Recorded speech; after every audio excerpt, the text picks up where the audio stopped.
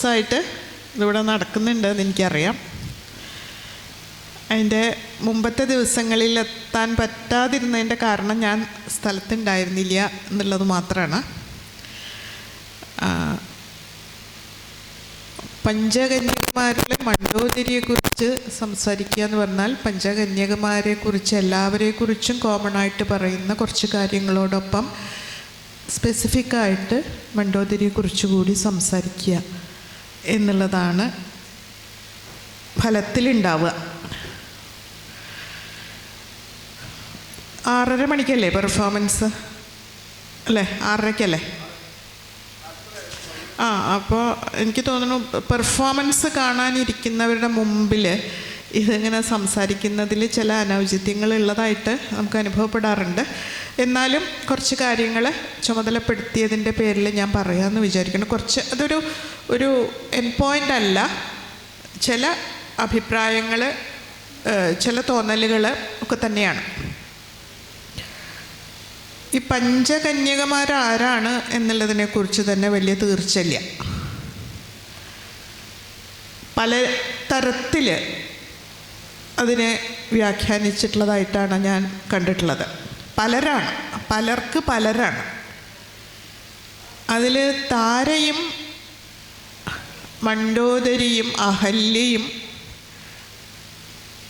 കുറച്ച് സദാചാരത്തിൽ പ്രശ്നക്കാരായതുകൊണ്ട്, ഒന്നിലേറെ ഭർത്താക്കന്മാർ ഉണ്ടായിരുന്നവരായതുകൊണ്ട് അവരങ്ങനെ ആരാധിക്കപ്പെടേണ്ടവരല്ല എന്നുള്ള ഒരു വാദം പഞ്ചകന്യകമാരായിട്ട് ബന്ധപ്പെട്ടിട്ട് തന്നെ നിലനിൽക്കുന്നുണ്ട്. പക്ഷെ ഇവിടെ അഹല്യയും താരയും മണ്ഡോദരിയും വന്നിട്ടുണ്ട്. അത് നങ്ങ്യാർകൂത്ത് കേരളത്തിൻ്റെ സാംസ്കാരിക ഭൂമികയിൽ നടത്തിയ മുന്നേറ്റത്തിൻ്റെ ഭാഗമായിട്ടാണ് എന്ന് ഞാൻ അടിവരയിടും.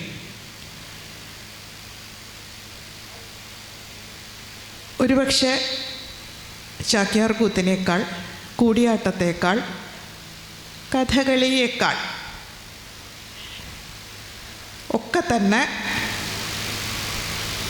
കുറേയേറെ ദൂരം, കുറേയേറെ പരീക്ഷണങ്ങൾ, അത് എന്ത് തെറി കേട്ടാലും, എന്തൊക്കെ നല്ലത് കേട്ടാലും ചീത്ത കേട്ടാലും അതുമായി ബന്ധപ്പെട്ടിട്ടുള്ള കുറേയേറെ പരീക്ഷണങ്ങൾ നങ്ങ്യാർകൂത്തിൽ നടന്നിട്ടുണ്ട്. ആ പരീക്ഷണങ്ങളുടെയും ആ മുന്നേറ്റത്തിൻ്റെയും ഒക്കെ ഭാഗമായിട്ട് കേരളത്തിലെ നങ്ങ്യാർകൂത്തിലെ പഞ്ചകന്യകമാരായിട്ട് അഹല്യ, താര, മണ്ഡോദരി, ഇവർ ദ്രൗപദി, ബഹുഭർത്താക്കന്മാരുള്ള ഈ സ്ത്രീകളും സീത എന്ന ഏകഭർത്താവുള്ളവളും ഉൾപ്പെട്ടിരിക്കുന്നു എന്നുള്ളതാണ് അതിൻ്റെ ഒരു പ്രത്യേകത. അതിൽ കുന്തിയും, ചിലർ കുന്തി പറയുന്നുണ്ട്, കുന്തിയും ദ്രൗപദിയും മഹാഭാരതത്തിൽ നിന്നുള്ളവരാണ്. ബാക്കിയുള്ള ആൾക്കാരൊക്കെ രാമായണവുമായി ബന്ധപ്പെട്ട് കിടക്കുന്നവരുമാണ്. അപ്പോൾ ഇതിൽ താരയ്ക്കും മണ്ഡോദരിക്കും പഞ്ചകന്യകമാരെന്ന് പറയുമ്പോൾ പഞ്ചകന്യം സ്മരേ നിത്യം പഞ്ചഭാവ വിനാശനം എന്നാണ് ചെറുപ്പത്തിൽ നമ്മളെ പറഞ്ഞ് പഠിപ്പിച്ചിട്ടുണ്ടാവുക. ഇതിങ്ങനെ ഉരുവിടുകയാണ്. എന്നിട്ട് അർജുനൻ, പാർത്ഥൻ, പൽഗുനൻ പോലെ തന്നെ ഈ പഞ്ചപാപങ്ങൾ ഒഴിവാക്കാൻ വേണ്ടിയിട്ട് പെണ്ണുങ്ങൾ ഈ 5 പേരിങ്ങനെ ഉരുവിട്ടുകൊണ്ടിരിക്കും. അതുപോലെ അങ്ങനെയാണ് പഞ്ചകന്യകമാരൊക്കെ എൻ്റെ ജീവിതത്തിലേക്ക് കയറി വന്നിട്ടുള്ളത്. അന്ന് കുന്തി കൂടി ഉൾപ്പെട്ടതായിരുന്നു ഞാൻ പഠിച്ചിട്ടുള്ള പഞ്ചകന്യകമാർ, ഞാൻ കേട്ടിട്ടുള്ള പഞ്ചകന്യകമാർ. മണ്ഡോദരി എപ്പോഴും ഉണ്ടായിരുന്നു അതിൻ്റെ കൂട്ടത്തിൽ. അഹല്യയാണ് അതിൽ നിന്ന് ഒഴിവായി പോയിട്ടുള്ള ആൾ. ഞാൻ ചെറുപ്പത്തിൽ കേട്ടിട്ടുള്ള പഞ്ചകന്യകമാരിൽ നിന്ന് അഹല്യയെ ഡിസ്പ്ലേസ് ചെയ്തുകൊണ്ടാണ് കുന്തി കയറി വന്നിട്ടുള്ളത്. 2 പേര് മഹാഭാരതത്തിലും 3 പേര് രാമായണത്തിലും ഉള്ളവരായിട്ടാണ് അന്ന് ഞാൻ മനസ്സിലാക്കിയിട്ടുള്ളത്, ഞാൻ കേട്ടിട്ടുള്ളത്. അതല്ലാതെ പലതരത്തിൽ പല ആൾക്കാർ പലതരത്തിൽ സ്വീകരിക്കുന്നുണ്ട്. അപ്പോൾ അതിനർത്ഥം ഒരു സങ്കല്പനത്തെ നമുക്ക് ചില കാര്യങ്ങളിൽ ഈ ഒറ്റ സംഖ്യകൾ വളരെ പ്രധാനമാണ്. 1, 3, 5, 7, 9. അവിടുന്ന് അങ്ങോട്ട് കയറിയാൽ കുറച്ച് ബുദ്ധിമുട്ടാണ്. 11, 13 13 എന്താ കുഴപ്പമെന്ന് വെച്ചാൽ 13 ശിഷ്യന്മാരായിരുന്നു യേശുവിനുണ്ടായിരുന്നത്. പക്ഷേ ഇന്ത്യക്കാരും മലയാളികളും ഒന്നും തന്നെ 13 ഇഷ്ടമല്ല. 13 ഒരു അൺലക്കിയായിട്ട് കണക്കാക്കും. 10ൻ്റെ കീഴെയുള്ള ഒറ്റ സംഖ്യകളെ നമ്മൾ ഒരു ലക്കി സ്പേസായിട്ടും ഒക്കെ കണക്കാക്കുന്നുണ്ട്. അതേപോലെ തന്നെ 6ഉം 4ഉം അതിനൊക്കെ ഓരോരോ പ്രത്യേക സംഗതികളാണ്. 4 മുഖങ്ങളുള്ള ആൾ, 6 മുഖങ്ങളുള്ള ആൾ, 8 കൈകളുള്ള ആൾ, 10 തലയുള്ള ആൾ, 16 കൈകളുള്ള ആൾ. അങ്ങനെ നമ്മൾ സംഖ്യ വെച്ചിട്ട് നമ്മുടെ മിത്തിൽ സംഖ്യകൾ പലതരത്തിൽ പ്രവർത്തിക്കുന്നതായിട്ട് നമുക്ക് കാണാൻ പറ്റും. പക്ഷേ കന്യകമാരെ എടുക്കുന്ന സമയത്ത് ഇതിലൊറ്റ ആൾ പോലും കല്യാണം കഴിക്കാത്ത ആളല്ല കന്യകമാർ എന്ന് പറഞ്ഞിട്ട്. ഇനിയിപ്പോൾ ഇതെന്ത് ഡിസ്പ്യൂട്ട് ഉണ്ടാണെങ്കിലും ഒരു ഭർത്താവോ പല ഭർത്താക്കന്മാരോ 2 ഭർത്താവോ ആരുണ്ടാവുക വെച്ചാലും ഇവരൊക്കെ വിവാഹിതരായിട്ടുള്ള ആൾക്കാരെയാണ് കന്യാ ശബ്ദം കൊണ്ട് നമ്മൾ വ്യവച്ഛേദിച്ചിട്ടുള്ളത് എന്നുള്ളതാണ്. അപ്പം അതെന്താണ് അങ്ങനെ എന്ന് കുട്ടിക്കാലത്ത് കുന്തി എങ്ങനെയാണ് കന്യകയാവുക എന്ന് ചോദിച്ചപ്പോൾ മുത്തശ്ശി എനിക്ക് പറഞ്ഞു തന്നിട്ടുള്ള ഒരു ചെറിയ സംഗതി. അന്നത്തെ മുത്തശ്ശിയുടെ യുക്തിയിൽ 93-ാമത്തെ വയസ്സിലാണ് 80കളിൽ എൻ്റെ മുത്തശ്ശി മരിച്ചു പോകുന്നത്. അപ്പോൾ അവരെനിക്ക് പറഞ്ഞു തന്നിട്ടുള്ള എന്താ വെച്ചാൽ സൂര്യദേവനെ വിചാരിച്ചിട്ട് ഒരു കുട്ടി ഉണ്ടായി കുന്തിക്ക്. അപ്പോൾ സൂര്യദേവൻ ഒരനുഗ്രഹം കൊടുത്തിട്ടുണ്ട്. പിന്നെ എപ്പോഴൊക്കെ കുട്ടി ഉണ്ടായിക്കഴിഞ്ഞാലും കന്യകത്വം തിരിച്ചു കിട്ടും. അപ്പോൾ എപ്പോഴും കന്യകയായിരിക്കും, മറ്റൊരു പുരുഷനായിട്ട് ബന്ധപ്പെടുന്ന സമയത്ത് എപ്പോഴും കന്യകയായിരിക്കും എന്ന് കുന്തിക്കൊരു വരമുണ്ട് എന്നാണ് മുത്തശ്ശിയുടെ കഥ. മുത്തശ്ശി ഇതൊക്കെ വായിച്ചുണ്ടാക്കിയിട്ടുള്ളതാണോ എന്നുള്ളതൊന്നും കേട്ടറിഞ്ഞിട്ടുള്ളതാണോ വായിച്ചതാണോ സങ്കല്പിതമാണോ എന്നൊന്നും എനിക്കറിഞ്ഞുകൂടാ. കാരണം മുത്തശ്ശി കുറേ സങ്കല്പങ്ങളുള്ള ആളായിരുന്നു. ഒരു കഥ തന്നെ പലതവണ മാറ്റി പറഞ്ഞതായിട്ട് പിൽക്കാലത്ത് എനിക്ക് ഓർമ്മയുണ്ട്. മുത്തശ്ശി ഉള്ള സമയത്തത് ഞാൻ ഓർക്കുന്നില്ല. ഒരു കഥയിൽ തന്നെ അതിൻ്റെ ഇവൻറ്റുകൾ തമ്മിലിങ്ങനെ മാറി മാറി സങ്കല്പിച്ചിട്ട് എനിക്ക് കഥ പറഞ്ഞു തന്നിട്ടുണ്ട്. അപ്പോൾ എപ്പോഴും മടി കിടക്കുമ്പോൾ മൂക്കിൽ പാമ്പുള്ള രാജകുമാരിയുടെ കഥ എന്ന് ഞാൻ പറഞ്ഞു കഴിഞ്ഞാൽ മൂക്കിൽ പാമ്പുള്ള രാജകുമാരിയുടെ പലതരത്തിലുള്ള യാത്രകളും ആ രാജകുമാരൻ പിന്നെ മൂക്കിലെ പാമ്പിനെ കൊല്ലാൻ വന്നിട്ടുള്ള രാജകുമാരൻ്റെ കാട്ടിലൂടെയുള്ള യാത്രകളും പലതവണ പറഞ്ഞിട്ടുള്ളത് പല പോലെയാണ്. അത് ഓറൽ ഹിസ്റ്ററിയുടെ ഈ പറച്ചിലിൻ്റെ ഒരു പ്രത്യേകത കൂടിയാണ്. നമ്മൾ പറയാറുണ്ടല്ലോ, ആദ്യത്തെ ഒരാൾക്ക് ഒരു സംഗതി എഴുതി കൊടുത്തിട്ട് ഏറ്റവും അവസാനത്തെ ആളിലേക്ക് അതെത്തുമ്പോൾ എന്തായി മാറുന്നു എന്നുള്ളത്. ഇത് നുണ പറയല്ല, ആരും നുണ പറയുന്നതല്ല. പക്ഷേ ഓരോരുത്തരിലൂടെ ഇത് പാസ് ചെയ്ത് പോകുമ്പോൾ എന്നിലൂടെ തന്നെ പലതും പാസ് ചെയ്ത് വരുമ്പോൾ ഞാൻ എന്ന് പറയുന്നത് ഏതെങ്കിലും ഒരു വ്യക്തിയായിരിക്കാം, അത് പലതായി മാറിപ്പോകുന്ന ഒരവസ്ഥയിട്ട്.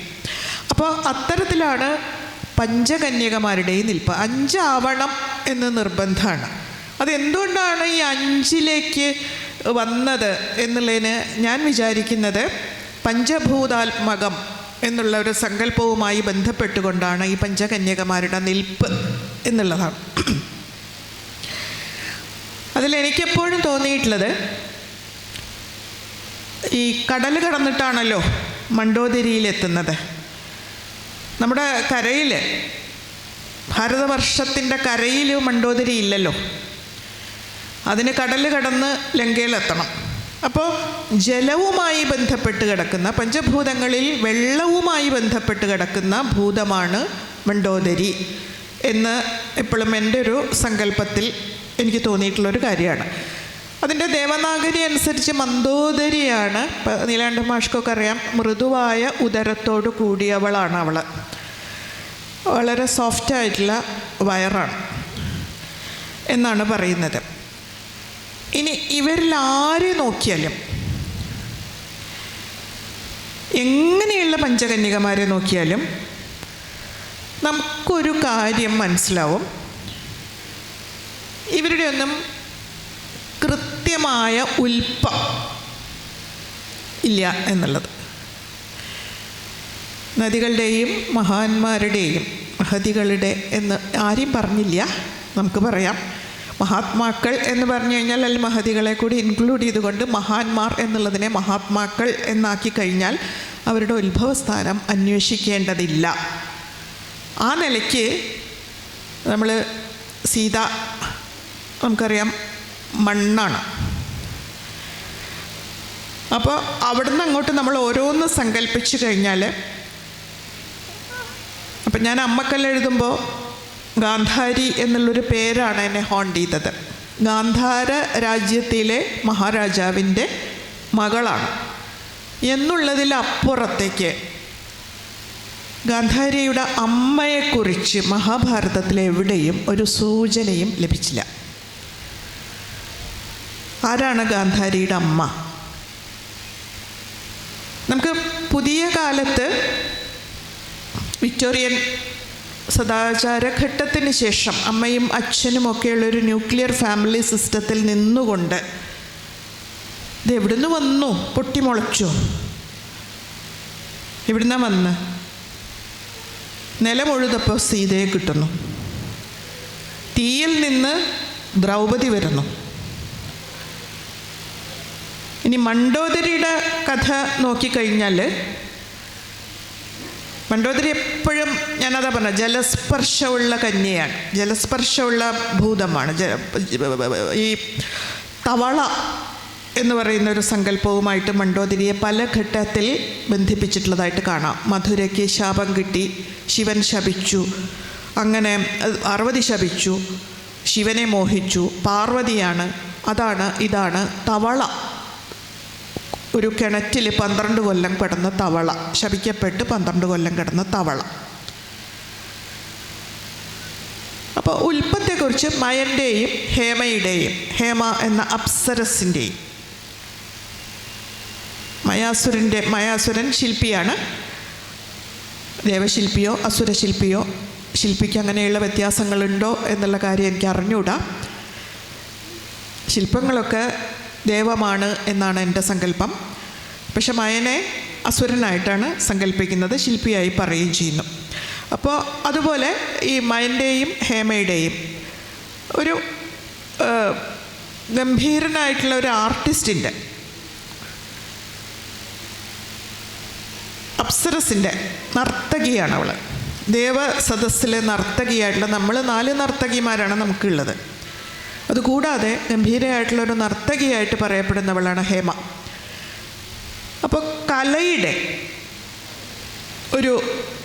ഒരു മേളനമാണ് വാസ്തവത്തിൽ മണ്ഡോദരി. ഒരു പക്ഷേ ശില്പത്തിൻ്റെയും നൃത്തത്തിൻ്റെയും ആ മേളനത്തിലായിരിക്കാം ഇവളുടെ അരക്കെട്ട് ഇറുകിപ്പോയത് എന്നെനിക്ക് തോന്നുന്നു. അതിൻ്റെ ഒരു സൗന്ദര്യം, അതിൻ്റെ ഒരു ഇസ്തറ്റിക്സ്, ആ സങ്കല്പത്തിൻ്റെ ഒരു ഭയങ്കര സുന്ദരമായിട്ടുള്ളൊരു സങ്കല്പമാണത്. ഒരു നൃത്തം എന്നുള്ളതും ഒരു ശില്പം എന്നുള്ളത് നമുക്കറിയാം എങ്ങനെയാണ് സ്ത്രീകളുടെ ശില്പങ്ങൾ ഉണ്ടാവുന്നത് എന്നുള്ളത്, ഒരു നർത്തകിയുടെ ശില്പം എങ്ങനെയാണ് ഉണ്ടാവുന്നത് എന്നുള്ളത് അവിടെ വെച്ചിട്ട് ഈ ഒരു മൃദുവായ മധ്യഭാഗത്തോടു കൂടിയിട്ടുള്ള ഒരുവൾ ഉണ്ടാവുന്നു, ഒരു സങ്കല്പനം, ഒരു സ്ത്രീ സങ്കല്പനം ഉണ്ടാവുന്നു. അപ്പോൾ വാസ്തവത്തിൽ ഇവള് മണ്ഡോദരി നിങ്ങൾക്കിപ്പോൾ ആദ്യത്തെ നമ്മുടെ ഹിയറിങ്ങിൽ നമ്മൾ കേൾക്കുന്നതോട് കൂടിയിട്ട് നമുക്ക് വരുന്നത് ആരാണ്? രാവണൻ്റെ ഭാര്യയാണ്. 10 തലയുള്ള രാവണൻ.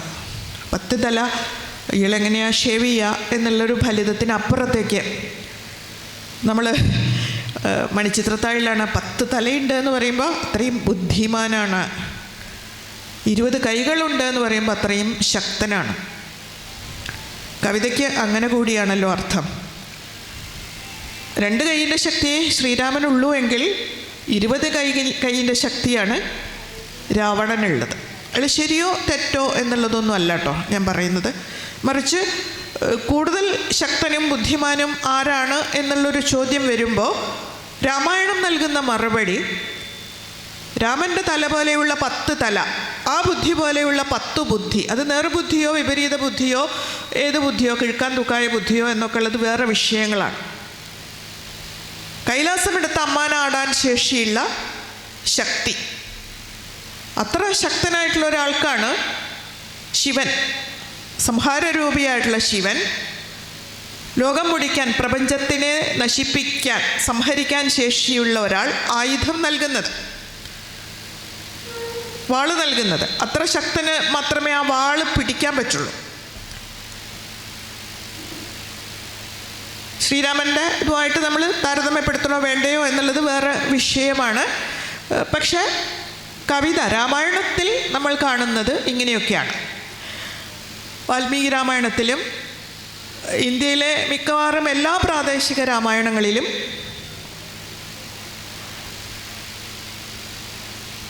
ദേവി ഭാഗവതത്തിലും മണ്ഡോദരിയെക്കുറിച്ച് സൂചനയുണ്ട്.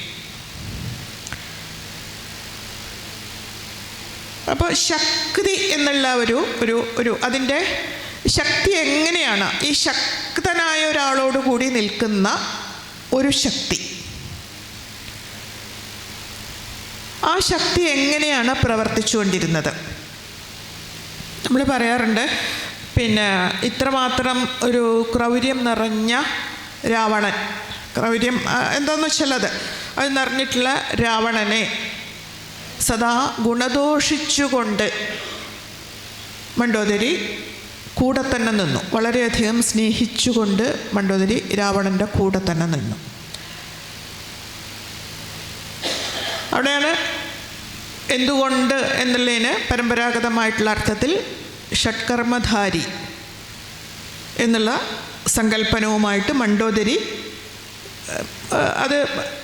അതുമായി പ്രതിപ്രവർത്തിക്കുന്നതായിട്ട് നമ്മൾ കാണുന്നത്. അവർ അടിസ്ഥാനപരമായിട്ട് രാജ്ഞിയാണ്. അപ്പോൾ ഒരു രാജ്യത്തിന് ചേരാത്ത കാര്യങ്ങൾ ആ രാജ്യത്തിലെ രാജാവ് ചെയ്യുമ്പോൾ അത് തൻ്റെ ഭർത്താവാണെങ്കിലും അത് നാടിനു ഗുണകരമല്ല എന്നുള്ള തരത്തിലുള്ള തിരുത്തലുകൾ അയാളിൽ വരുത്താൻ ശ്രമിക്കുന്ന മഹാറാണിയാണ് മണ്ഡോദരി. പലപ്പോഴും എനിക്ക് വിഷമം തോന്നിയിട്ടുള്ളത്, മണ്ഡോദരിയെക്കുറിച്ചുള്ള ആട്ടങ്ങളിലൊക്കെ രാവണൻ്റെ കൈലാസോദ്ധാരണവും രാവണൻ്റെ ഇത് വാള് കിട്ടുന്നതും രാവണൻ്റെ മേന്മകളൊക്കെ ആടി തിമർത്തുകൊണ്ട് ഈ രാവണൻ്റെ ഭാര്യയാണ് മണ്ഡോദരി.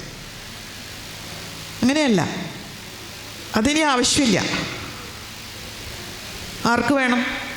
മണ്ഡോദരി അവളുടെ ഐഡൻറ്റിറ്റി ഒരരങ്ങിൽ വീണ്ടെടുത്ത് കഴിഞ്ഞു എങ്കിൽ ഇനി മണ്ഡോദരിയാണ് ആടേണ്ടത്, അല്ലേ? അപ്പോൾ മണ്ഡോദരിയാണ് തെറ്റുകളെ തിരുത്തേണ്ടത്. മണ്ഡോദരിയാണ് രാവണനിൽ നിന്ന് സീതയെ സംരക്ഷിക്കേണ്ടത്. മണ്ഡോദരിയാണ് ആ വംശത്തെ നിലനിർത്തേണ്ടത്. നമ്മൾ വലിയ ഗതികേടായിട്ട് താരയെയും മണ്ഡോദരിയെയും കുറിച്ച് പറയാറുള്ളത് എന്താണെന്ന് വെച്ചാൽ, ഭർത്താക്കന്മാരെ ഒറ്റുകൊടുത്തവരോ ഒക്കെ തന്നെ ആയിട്ടുള്ള അവരുടെ സഹോദരന്മാരുടെ ഭാര്യമാരാകാൻ വിധിക്കപ്പെട്ടവരാണ് താരയും മണ്ഡോദരിയും എന്നുള്ളതാണ് രാമായണത്തിലെ ഒരു സാമാന്യവൽക്കരണമായിട്ട് നമ്മൾ പറയാറുള്ളത്. താരയ്ക്ക് ബാലിയോടായിരുന്നു സ്നേഹം, ബാലിയായിരുന്നു ശക്തനായവൻ. പക്ഷേ സുഗ്രീവൻ ചതിയിലൂടെ ബാലിയെ വീഴ്ത്തുന്നു, ബാലിയെ ശ്രീരാമൻ കൊല്ലുന്നു. വിഭീഷണൻ ഒറ്റുകൊടുക്കുന്നു, രാവണനെ ശ്രീരാമൻ കൊല്ലുന്നു. വിഭീഷണൻ്റെ പത്നിയാവാൻ മണ്ഡോദരിക്കും സുഗ്രീവൻ്റെ പത്നിയാവാൻ താരയ്ക്കും ആയിരുന്നു. അങ്ങനെ അവർക്കൊരു അത്തരത്തിലുള്ളൊരു ഗതികേട് അവർക്ക് വന്നിരുന്നു എന്നുള്ളതാണ്. അതായത് ഏറ്റവും മെച്ചപ്പെട്ട ഒരാളുടെ കൂടെ ജീവിച്ചതിന് ശേഷം അത്രയൊന്നും അവരെ ഒറ്റുകൊടുത്തിട്ടും അവരോട് ഏഷണിയും അസൂയയും ഉള്ളവരുമായിട്ടുള്ള തുച്ഛരായിരിക്കുന്ന മനുഷ്യരോടൊപ്പം ജീവിക്കേണ്ടി വരുന്ന ഒരു നിവൃത്തികേട് എന്ന് വേണമെങ്കിൽ നമുക്ക് ഇക്കാലത്ത് അതിനെ വ്യാഖ്യാനിക്കാം. തീർച്ചയായിട്ടും സുഗ്രീവനോട് താരയ്ക്കും വിഭീഷണനോട് മണ്ഡോദരിക്കും ഉണ്ടായിരുന്ന മനോഭാവം കരുത്തില്ലാത്ത പുരുഷന്മാരോട് തോന്നുന്ന ഒരു സഹതാപമാണ് എന്ന് വേണമെങ്കിൽ നമുക്ക് വായിച്ചെടുക്കാം. ഈ രാവണൻ നല്ലതോ ചീത്തയോ ആവട്ടെ, അയാൾക്ക് അയാളുടേതായിട്ടുള്ള തീരുമാനങ്ങൾ ഉണ്ടായിരുന്നു, ബാലിക്ക് ബാലിയുടേതായിട്ടുള്ള തീരുമാനങ്ങൾ ഉണ്ടായിരുന്നു, ശരികൾ ഉണ്ടായിരുന്നു. രാവണന് രാവണൻ്റെ ശരികൾ ഉണ്ടായിരുന്നു. രാവണൻ നമ്മളുടെ ഇന്നത്തെ രീതിയിൽ ഉന്മത്തനായിരിക്കുന്ന, മദിച്ച, അധികാരത്തിൽ ഭ്രമിച്ച ഒരുത്തനാണ്. അതൊക്കെ ശരിയാണെങ്കിലും ഒരു സ്ത്രീ പുരുഷ ബന്ധത്തിൻ്റെ ഇടയ്ക്ക് വരുന്ന സമയത്ത് കരുത്തനാണ് അയാൾ. സ്വപ്രത്യയ സ്ഥൈര്യമുള്ളൊരുത്തനാണ്. അങ്ങനെയുള്ള ഒരുത്തൻ്റെ കൂടെ ജീവിച്ചതിന് ശേഷം അയാളെ ഒറ്റുകൊടുത്ത, അയാളോട് അസൂയയുള്ള ദമയന്തി പുഷ്കരൻ്റെ കൂടെ ജീവിച്ചാൽ എങ്ങനെ ഇരിക്കും? അതുപോലെയുള്ള ഒരു നിവർത്തികേടിലേക്കാണ്, അതുപോലെയുള്ള ഒരു നിവർത്തികേട് എന്ന് ഞാൻ പറയുന്നത് വിത്തിൻ കോഡ്സ് ആണ്. അങ്ങനെ നോക്കിക്കാണുന്ന, വിഭീഷണനെ നോക്കിക്കാണുന്ന ഒരു മണ്ഡോദരിക്ക് അരങ്ങിൽ സാധ്യതയുണ്ട് എന്ന് വിശ്വസിക്കുന്ന ഒരാളാണ് ഞാൻ. ഇതിലേറെ എത്രയോ കരുത്തുള്ള ഒരാൾ ഞാൻ കണ്ടിട്ടുണ്ട്. ഇയാൾ എന്നുള്ള മട്ടിൽ താരയ്ക്കും അങ്ങനെയൊരു സാധ്യതയുണ്ട്. ഞാൻ അരങ്ങിൻ്റെ സാധ്യത കൂടിയാണ് എൻ്റെ കാഴ്ചയിൽ, എൻ്റെ പരിമിതമായിട്ടുള്ള അറിവിൻ്റെ മണ്ഡലത്തിൽ ഇവിടെ ഇരിക്കുന്ന ആൾക്കാരോടൊന്നും പറയാൻ ഞാൻ ആളല്ല. പക്ഷെ എനിക്ക് എൻ്റേതായിട്ടുള്ള രീതിയിൽ ഉള്ള കാഴ്ചയിൽ ഞാൻ കാണുന്നത് അങ്ങനെയൊക്കെയാണ്. എനിക്കിനി ഈ മണ്ഡോദരിയെ അവതരിപ്പിക്കുമ്പോൾ രാവണൻ്റെ മഹത്വങ്ങളോ വിഭീഷണനോട് മണ്ഡോദരിക്കുണ്ടായിരുന്ന ആദരവോ, ഇനി രാവണൻ മരിച്ചു പോയതിന് ശേഷം വിഭീഷണനെ കല്യാണം കഴിക്കേണ്ടി വന്നപ്പോഴുണ്ടായ മഹാസങ്കടങ്ങളോ ഒന്നുമല്ല മണ്ഡോദരി അവതരിപ്പിക്കേണ്ടത് എന്ന് വിശ്വസിക്കുന്ന ഒരു വ്യക്തിയാണ് ഞാൻ. പൂർണ്ണമായിട്ടും ഒരു നാടിൻ്റെ രാജ്ഞിയാവാൻ ശേഷിയുള്ളൊരു സ്ത്രീ, ആ സ്ത്രീയുടെ ഏഴയലത്ത് പോലും വരാൻ സാധ്യമല്ലാത്തൊരു പുരുഷനോട് അവൾ നിന്ദിക്കുന്നൊന്നും ഉണ്ടാവില്ല. പക്ഷെ അത് തിരിച്ചറിയുന്ന ഒരുവളുടെ ആട്ടമാണ് രാവണൻ്റെ മരണാനന്തരമുള്ള മണ്ഡോദരിയുടെ ആട്ടം എന്നുള്ളത് എനിക്ക് തോന്നുന്നു. ഇനി മഹായുദ്ധങ്ങളും ഭീകരയുദ്ധങ്ങളും ഒക്കെ അവസാനിക്കുന്നത് നമുക്കറിയാം. നമ്മൾ കണ്ടുകൊണ്ടിരിക്കുന്ന ഒരു കാഴ്ചയിൽ ഹിമാനിയുടെ ഒരു കാഴ്ചയുണ്ട് അല്ലേ, പെഹൽഗാമിൽ. ആ ഒരവസ്ഥ ഈ മഹായുദ്ധങ്ങളിലൊക്കെ സ്ത്രീകൾ കടന്നു പോന്നിട്ടുള്ള അവസ്ഥകളാണ്. അതാണ് അവസ്ഥ എന്നിരിക്കെ സ്ത്രീകൾക്ക് എങ്ങനെ അതിനെ മറികടക്കാൻ പറ്റും എന്നുള്ളിടത്താണ് വംശത്തിൻ്റെ ഭാവി. ഇതിൻ്റെ തന്നെ റെപ്യൂട്ടേഷൻ ആർക്കാവശ്യമുണ്ട്? ഇനി മക്കൾ മുഴുവൻ മരിച്ച ഗാന്ധാരിയുടെ വിലാപവും, മക്കൾ ജയിച്ച കുന്തിയുടെ വിലാപവും കരയാനായിട്ടല്ലല്ലോ ഇനിയുള്ള കാലം. ഇതിനെ എങ്ങനെയാണ് നമുക്ക് വീണ്ടെടുക്കാൻ പറ്റുക? ദുരന്തങ്ങളില്ലാത്തൊരു ഭൂമിയെ, മുറിവുകളില്ലാത്തൊരു ഭൂമിയെ എങ്ങനെയാണ് ഒരു മഹാറാണിക്ക് വീണ്ടെടുക്കാൻ പറ്റുക? അത്തരത്തിലുള്ള ഒരു സാധ്യതയാണ് താരയാണെങ്കിലും മണ്ഡോദരിയാണെങ്കിലും അന്വേഷിക്കേണ്ടതുണ്ടാവുക എന്നെനിക്ക് തോന്നുന്നു. മാത്രമല്ല, മണ്ഡോദരിയിൽ പല ഘട്ടങ്ങളിൽ മണ്ഡോദരിയുടെ സൗന്ദര്യത്തെക്കുറിച്ച് പറയുന്നുണ്ട്.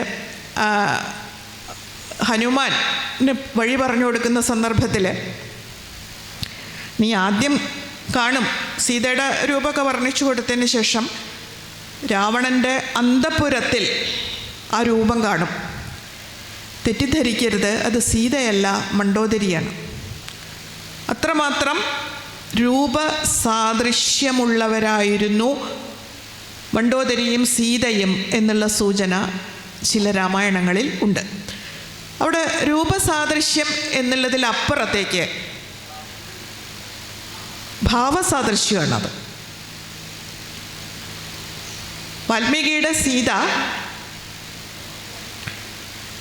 ഇയാൾ കാട്ടിലേക്ക് പുറപ്പെട്ടപ്പോൾ കൂടെ പോന്നു എന്നൊക്കെയാണല്ലോ, അതാണല്ലോ രാമായണത്തിൻ്റെ കഥയിൽ വരുന്നത്.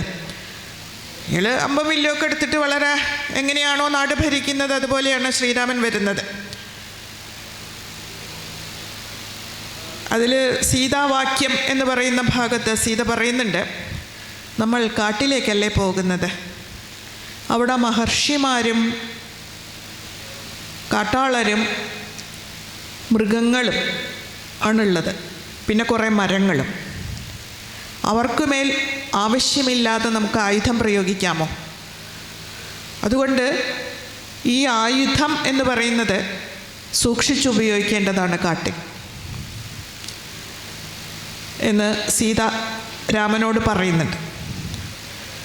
രാമനില്ലാത്തൊരു തിരിച്ചറിവ് എങ്ങനെയാണ് പറഞ്ഞു കൊടുക്കുന്നത്? കാരണം കാടും ആയുധവും തമ്മിൽ ചേർച്ചയില്ല എന്നുള്ളത്, കാരണം അത് ജീവിതം തന്നെയാണ് എന്നുള്ളതും അതൊരു നാട് തന്നെയാണ് എന്നുള്ളതും അതിൻ്റെ ജിയോഗ്രഫിക്കൽ വ്യത്യാസം എന്ന് പറയുന്നത്, വാസ്തവത്തിൽ കാട്ടിലേക്ക് ഫോറസ്റ്റ് ഡിപ്പാർട്ട്മെൻറ്റ് അങ്ങോട്ട് കിടന്നു കഴിഞ്ഞാൽ കാടാണ് എന്നൊക്കെയുള്ളത്, വാസ്തവത്തിൽ അതാണ് നാടിനെ നിലനിർത്തുന്നത് എന്നുള്ളതും എത്ര ഗംഭീരമായിട്ടാണ് വാൽമീകി ഈ രാമൻ്റെ കാട്ടിലേക്കുള്ള പ്രവേശ സന്ദർഭത്തിൽ സീതയിലൂടെയാണത് സംസാരിക്കുന്നത്. അതുപോലെ എല്ലാ സന്ദർഭത്തിലും അത്യാചാരങ്ങൾക്കെതിരായിട്ടുള്ളൊരു വിജിലൻസ് മണ്ഡോദരിയുടെ ഭാഗത്ത് നിന്ന് അത്തരം ഒരു സൂക്ഷ്മതലത്തിലുള്ള ഒരു തടയൽ മണ്ഡോദരിയുടെ ഭാഗത്ത് നിന്ന് രാവണനോട് ഉണ്ടായിക്കൊണ്ടേയിരിക്കുന്നുണ്ട്. സീതയെ കയറി പിടിക്കാൻ പോകുമ്പോഴും സീതയെ രാമന് വിട്ടുകൊടുക്കാതിരിക്കുമ്പോഴും അതിൻ്റെ പേരിൽ യുദ്ധം ആരംഭിക്കുമ്പോഴും മണ്ഡോദരി അവിടെ ഫസ്റ്റ് പ്രയോറിറ്റി ആയിട്ട് പറയുന്നത് നാട് നശിക്കും എന്നുള്ളതാണ്. അവിടെ നമ്മൾ കാണുന്ന തരത്തിൽ ഒരു ഭർത്താവ് അന്യസ്ത്രീയോടുള്ള മോഹം കാരണം തൻ്റേതല്ലാതായി പോകുമോ എന്നുള്ള വ്യക്തിപരമായിരിക്കുന്ന ഒരു ദുശ്ശങ്കയോ ബുദ്ധിമുട്ടോ അല്ല മണ്ഡോദരിയെ നയിച്ചത് എന്നുള്ളത് നമുക്ക് ഓരോ ഘട്ടത്തിലും കാണാൻ പറ്റും. നിങ്ങൾക്ക് എത്ര സുന്ദരിമാരായ ഭാര്യമാരുണ്ട്, നിങ്ങൾക്ക് വിധേയകളായിരിക്കുന്ന അവരുടെ ആരുടെയെങ്കിലും അടുക്കൽ പോകൂ. നിങ്ങളോട് താല്പര്യമില്ലാത്തൊരുവളെ നിങ്ങൾ ബലമായി പ്രാപിക്കാതിരിക്കൂ എന്ന് പറയുമ്പോൾ വാസ്തവത്തിൽ സീത കൊടുത്തിട്ടുള്ള അതേ മെസ്സേജ് തന്നെയാണ് മണ്ഡോദരിയും കൊടുക്കുന്നത്. നിങ്ങൾക്ക് എത്രമാത്രം അധിനിവേശം ചെയ്യാനുള്ള അവകാശമുണ്ട്, അത് മണ്ണിലാവട്ടെ പെണ്ണിലാവട്ടെ മറ്റെന്തിലാവട്ടെ. നിങ്ങൾക്ക് ഇൻട്രൂഡ് ചെയ്ത് വരാൻ, നിങ്ങൾക്ക് കീഴടക്കാനുള്ള അവകാശത്തിനൊരു പരിധിയില്ലേ രാജാവേ? അതുതന്നെയാണ് രാമനോട് സീത ചോദിക്കുന്നതും രാവണനോട് മണ്ഡോദരി ചോദിക്കുന്നതും. അപ്പോൾ നമ്മൾ അവിടെ എത്തുമ്പോഴാണ്, കാരണം ഈ ഭൗതികമായിരിക്കുന്ന രാജ്യത്തിലെ സുഖം, രാജാവിൻ്റെ സുഖം, രാജ്ഞി എന്നുള്ള പൊസിഷൻ എന്നുള്ളതിലൊക്കെ അപ്പുറത്തേക്ക്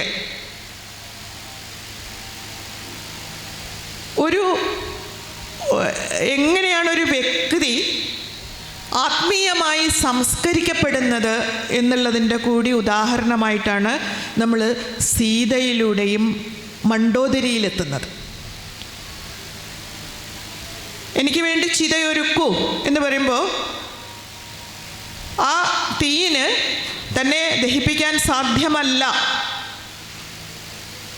എന്നറിയുന്ന ഒരുവളാണ് സീത. അത് ഭഗവത്ഗീതയിൽ ശ്രീകൃഷ്ണൻ പറഞ്ഞത് കോട്ട് ചെയ്തുകൊണ്ടല്ല സീത പറയുന്നത്. ഭാരതം പിന്നീടുണ്ടായതാണ് എന്നാണ് പറയപ്പെടുന്നത്.